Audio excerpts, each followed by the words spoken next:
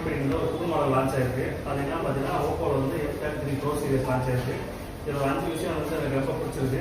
அதில் என்ன பார்த்தீங்கன்னா ஃபஸ்ட்டு வந்து ஹீரோயிக் அப்பியரன்ஸு. இதில் வந்து பார்த்தீங்கன்னா ஃபஸ்ட்டு வந்து ப்ரீமியம் டிசைன் கொடுத்துருக்காங்க. இந்த டிசைன் வந்து எனக்கு முன்னாடி ரொம்ப அட்ராக்டிவாக இருக்குது, பார்க்கறதுக்கு ரொம்ப சூப்பராக இருக்குது. இன்னொன்று இதில் மேடு பை சைன் கொடுத்துருக்காங்க. நீங்கள் ஒரு ப்ரீமியம் ஃபோன் ஐஃபோன் வந்து ஒரு 17 Pro சீரிஸ் வாங்கினா கேமரா மாடல் எப்படி இருக்குமோ அந்த மாதிரி டிசைனில் கொடுத்துருக்காங்க. இதில் ஒன்று கேமரா வந்து பார்த்தீங்கன்னா XLR கேமரா. இதில் பெஸ்ட் இன் கிளாஸ் வந்து 50 MP ஃப்ரண்ட்டில் கொடுத்துருக்காங்க. இதில் வந்து ஃப்ரண்ட்டில் வந்து பார்த்தீங்கன்னா 50 MP ஃபீல்டாக பிடிச்சி எடுத்துக்க முடியும். இதெல்லாம் என்ன ஒரு குரூப்பாக ஒரு செல்ஃபி எடுக்கணும், ஒரு 10 பேர் செல்ஃபி ஒரு ஃபங்க்ஷன் எடுக்கணும் அப்படின்னா டோட்டலாக 10 பேர்த்தையும் கால் பண்ண மாதிரி எடுத்துக்கலாம். இன்னொன்று அடுத்து வந்து பார்த்தீங்கன்னா இந்த ஃபோன் வந்து ஒரு ரகல் ஃபோன் சொல்லுவாங்க. இது இன்னொன்று டிஸ்பிளே வந்து பார்த்தீங்கன்னா 360 ஆர்எம் லைட் கொடுத்துருக்காங்க. இந்த மாதிரி ஃபோன் அடுத்த டிஸ்பிளே ஒன்றுமே ஆகாது. அந்த அளவுக்கு குவாலிட்டி சூப்பராக இருக்கும்.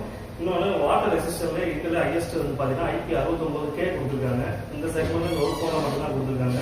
இன்னொன்று அவுட்ஸ்டாண்டிங் வந்து பார்த்தீங்கன்னா battery 7000 mAh battery with 80 watts fast charging கொடுத்துருக்காங்க. இந்த ஒரு சிம்மா கொடுத்துருக்காங்க. ஆனால் பார்த்தீங்கன்னா பேட்டரி வந்து 7000. ஃபோன் வந்து உங்களுக்கு வெயிட்டே கிடையாது, ரொம்ப லைட் வெயிட்டு.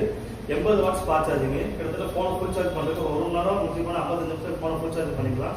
இன்னொன்று ஓஎஸ் பார்த்தீங்கன்னா கலர் ஓஎஸ் 16 கொடுத்துருக்காங்க. ஆண்ட்ராய்டு 16. டிஸ்பிளே யூஸ் பண்ணுறதுக்கு ரொம்ப ஸ்மூத்தாக இருக்கும், இந்த பிரச்சனை லேக் ஆகாது.